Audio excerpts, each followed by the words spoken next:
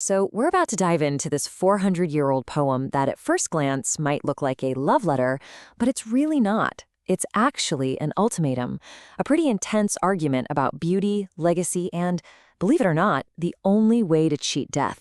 Let's get right into it. Okay, so Shakespeare does not waste a single second. The poem kicks off with a direct command. Go look in the mirror. He's telling this young man, hey, that beautiful face you see, well, now's the time for it to make a copy of itself. It's this immediate, urgent call to go have a kid. I mean, can you imagine that? You're just looking in the mirror, minding your own business, and all of a sudden it's not about how you look, but about what you owe to the entire world. The poem basically hijacks this private moment and turns it into this massive public responsibility. Suddenly, the choice isn't just about you anymore, it's about legacy versus being completely forgotten. So how does this whole argument get started? Well, the speaker isn't just flattering the young man about his looks. No, he's basically saying that beauty is a temporary gift, kind of like a loan from nature. And there's one huge condition: you have to pass it on. And if you don't, it's not just a waste, it's practically a crime. Beguile the world. Just think about that phrase for a second. That is a heavy accusation. Shakespeare is saying that by not having a child, this young man is actively tricking everyone. He's even cheating some future woman out of the child she deserves to have. I mean, talk about some serious emotional leverage. And to really nail this point down, Shakespeare pulls out this powerful farming metaphor. He asks, who in their right mind would refuse the tillage of thy husbandry? He's literally comparing having a child to cultivating a field. He's framing it as this totally natural, essential thing you're supposed to do. To refuse is like letting perfectly good, fertile land go to waste. All right, so if that first part was an accusation, this next bit is a full-blown moral takedown. The argument really ramps up here, reframing the young man's hesitation as something much, much worse, a totally destructive kind of vanity. And this line, this is the knockout punch of the sonnet. The speaker is asking, who could possibly be so obsessed with themselves that they'd literally become a living tomb for their own beauty?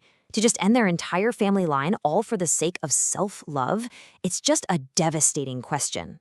And there it is, the choice laid out as clear as day. You've got tillage on one side, this creative, life-giving act that benefits the whole world, and on the other, the tomb, a sterile, dead end, all because of vanity. The imagery just couldn't be more stark, right? It's creation versus destruction, legacy versus oblivion. So, after all that pressure, the speaker kind of switches tactics. He's laid out the problem, he's made the accusation, and now he offers the solution. It's this beautiful promise. Having a child isn't just a duty anymore. It's the only real shot you have at immortality. You know, this is such a gorgeous idea. The speaker reminds the young man, hey, you are your mother's mirror. When she looks at you, she sees a reflection of her own youth, her lovely April, as he puts it. He's basically showing him that this whole cycle of seeing yourself in the next generation, well, it's already happening in his own life. And the promise is actually pretty simple. Just like you're a mirror for your mother, your own child will be a window for you. When you're old and wrinkled, you'll be able to look at your son or daughter and see your own golden time reflected right back at you. Your beauty won't actually be lost to time. It'll be alive and well, right there in front of your eyes. And that brings us to the very end. The argument is over, the beautiful promise has been made, there's really no more room for debate. All that's left are the final, non-negotiable terms. This is it, the ultimatum. Wow, it really doesn't get any more blunt than that, does it? This final couplet is an absolute, final warning.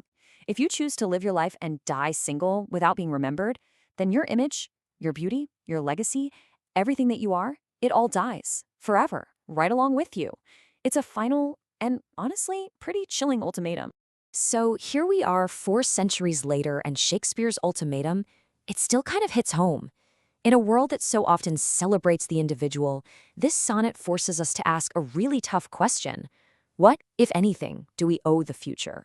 And in our time, what does a meaningful legacy even look like? That's a question that goes way beyond just 14 lines of poetry.